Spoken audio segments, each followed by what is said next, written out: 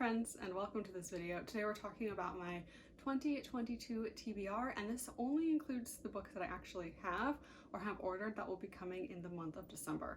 All the books that I've pre-ordered and will be coming next year, I'll include in later videos.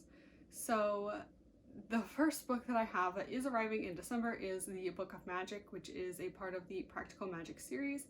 I really love this series and I saw it out in a bookstore I think sometime in November, but I didn't buy it just in case somebody bought it for me for Christmas. I went ahead and added it to my wish list.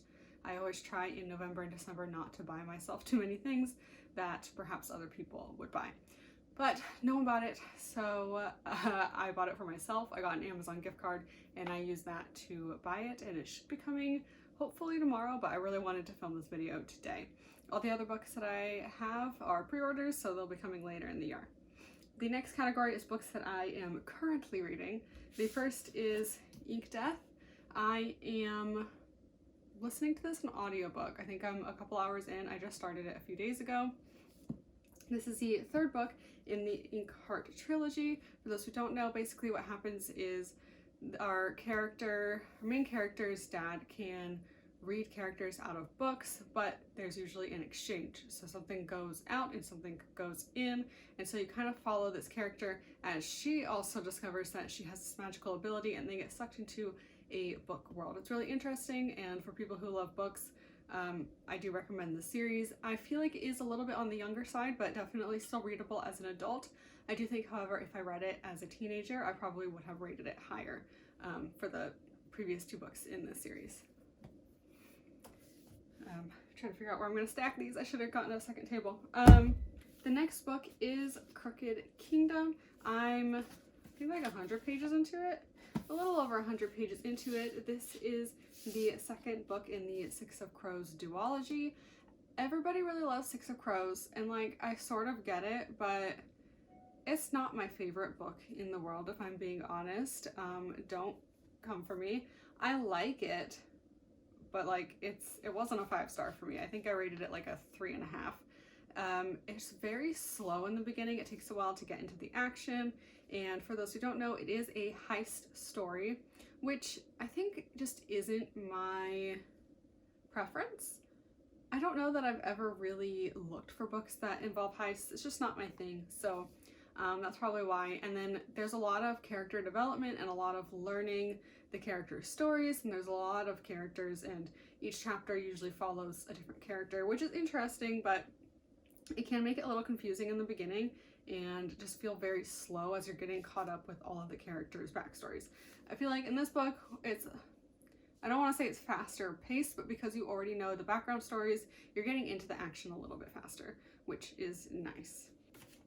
The next category of books are books that I started and then set down for an extended period of time but would still like to read. That first book for that is Into the Water. I don't even remember when I started reading this, but I got almost 100 pages into it, and it's an okay book. So far I'm not finding it fabulous. I haven't picked it up in maybe a year. I honestly can't remember.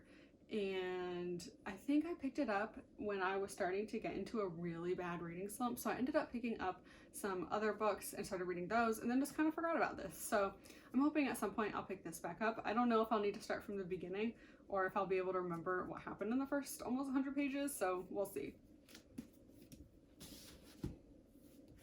The second book in that category is Best Loved Short Stories of 19th Century America.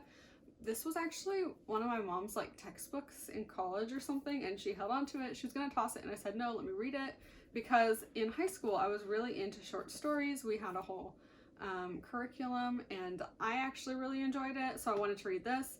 Because it is short stories, it's really easy to pick up and put down just as you feel like it. So it has been a while since I've read any of these, but I know some of the stories in here I have already read. I am hoping to pick this up and maybe read like a short story a day or something like that at some point so I can get through this. Now that we're through that, this is just the rest of my TBR books that I own but have not yet read.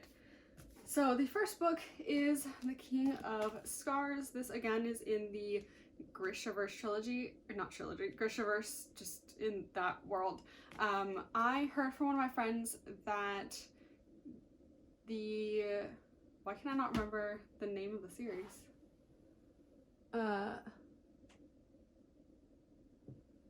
The the Shadow and Bone Netflix series, I heard that they incorporated stuff from the rest of the Grishaverse books. I don't know how true that is or how much they incorporated, but I decided to just read the entire Grishaverse before watching the show on Netflix, and so that's why I'm reading the Six of Crows duology, and then this is also a duology. I believe this follows Nikolai, but I actually don't really know anything about it, and I kind of prefer that because sometimes it's nice to not know much and then you're surprised when you start reading the book. Of course, then I have the second book in that duology that I would like to read. Again, not completely sure what the story plot of this is, but we'll figure it out when we start reading.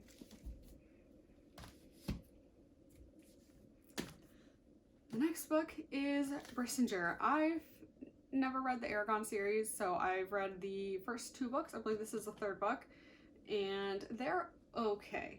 I think, again, this is one of those situations where maybe I would have liked it more in high school, but it feels like there are some parts that are just so slow where like nothing happens. I feel like we're building to something, and there was a reveal at the end of the last book, so yeah, I don't know. I'm not completely sure what's going to happen in this book, but I'm excited to find out. Then we have Console Wars. This was actually a Christmas gift to me from my manager last year, and I just haven't picked it up. I have been trying to read like at least half an hour or so before bed every night, so this might be a good one for that because I feel like it might make me a little sleepy. I'm sure it'll be interesting, but also probably dense, and that's kind of what scared me away from reading it so far. The next book is Race for the Mind, which is kind of a science-y story. I'll just kind of read you what it says on the back. It's a story about the audacious challenge to develop a cure for one of our greatest socioeconomic threats, Alzheimer's disease, and how the medical community and the pharmaceutical industry rise to face it. The pressure and enormous stakes of this book expose the most noble and misguided aspects of our humanity. So it is fiction, but it's based on, I think at least partially, real science, which, for those who don't know, I have a degree in science. I work in a science field, so things like this do interest me. Then we have a book that I got for Christmas, one that I know absolutely nothing about. It is A Voice in the Wind by Francine Rivers. I think I might have read one of her books before, and there's a blurb on here by Liz Curtis Higgs, who is an author that I enjoy, saying some good things about it, so hopefully this will be a good book. My pile of books is starting to fall over. Another book that I got for Christmas is The Tangle Root Palace, and I'm really looking forward to reading this. I believe this is a series of short stories by Marjorie Liu, who is known for the Monstrous series, which again I really love. If you are a young adult or adult audience, I do recommend that series, but it can be kind of heavy with lots of world building, and there are some topics that would not be suitable for younger children. So if you're older, maybe pick that up. The art is beautiful. That's honestly what I love Monstrous for. The plot is good, the world is good, but the art is just amazing. And you can even see here on this book, like, look how pretty that is. Then we have Thunder. This was gifted to me in high school or college, and I just haven't gotten around to reading it. It sounds interesting, so I don't know why I haven't picked it up, but basically there's people from an unknown land across the ocean that are highly prized by the company, and they bring a good price, especially if they keep the markings they arrive with. Everything falls to pieces when the lander, whom Sella catches, is stolen by her brothers, and she wakes the next morning to find the lander's distinctive mark has appeared on her own flesh. So before she was the hunter, and now she is the hunter, or now she is the hunted. So I don't know, it sounds interesting, so I don't know why I haven't picked it up, but I just haven't. So I'm keeping it on my TBR instead of giving it away. Another book I got for Christmas is Scythe. My little sister, who is a junior in high school, said that this is one of her favorite series, so I'm really looking forward to reading it. It has a really interesting storyline. So basically you have these people that are chosen to apprentice a scythe. They're teenagers, so this is a young adult book, and they have to master the art of taking life, knowing that the consequence of failure could mean losing their own. And Siths, I can't say that right now, they're the only ones who can end life, and they're commanded to do so in order to keep the size of the population under control. So it sounds like a really interesting book.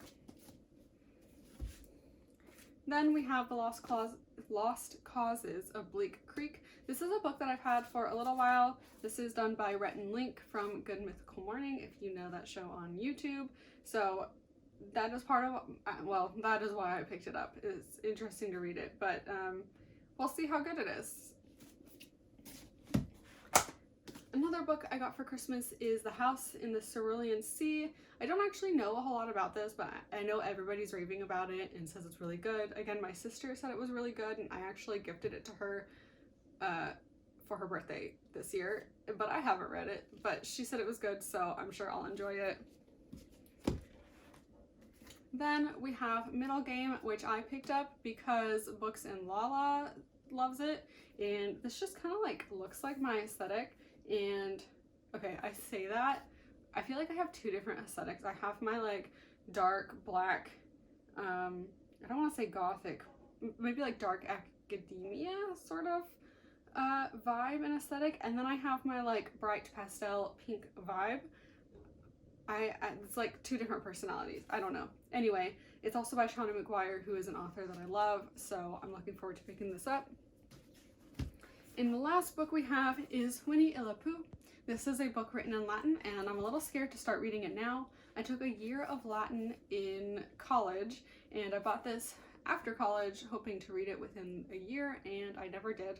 So now I'm a little intimidated because I don't know how much of my Latin I'll actually remember, but I still do want to try to struggle through this at some point. And that's the end of the books. I kind of want to steal Drinking by My Shelf's idea of doing balancing the books. I might call it something different, I don't know. But I kind of want to take her idea and make it my own. What I would like to do is get my TBR as low as possible every month. And I don't know all the rules that she has, but for me, I'm not going to count any books that are gifted to me because that doesn't seem fair on my birthday and Christmas. I get gifted a lot of books, and so that just wouldn't work. And I think that'll be the main rule. If I ever get to 0 books, I'm gonna let myself go on a huge shopping spree and buy books. And basically maybe each month or each quarter, I haven't decided yet, I'll go through and see how far we've gotten my TBR down. I think Drinking by My Shelf, what she does is if she has more books on her TBR than the month before, she has to pick a book, and if she hasn't finished that book by the end of the month, then she has to give it away. I don't know if I'm going to do that. That sounds scary to me, but maybe I'll incorporate that just so that there are actually some stakes, and if we get it down, then cool. I'm gonna count my books real quick so we see how much we're starting the year with. Okay, so we're starting this year off with 18 books on my TBR, which I feel like is pretty reasonable, and I should be able to get through them. I don't know that I'll ever hit 0 between me buying books and people gifting me books, but we'll see how far we can get. Make sure to like, comment, and subscribe. Let me know if you have any ideas for my balancing the books sort of thing. If there are any rules that I should add. If you would like to see that monthly, quarterly, I don't know. And I'll see you guys in the next one. Bye!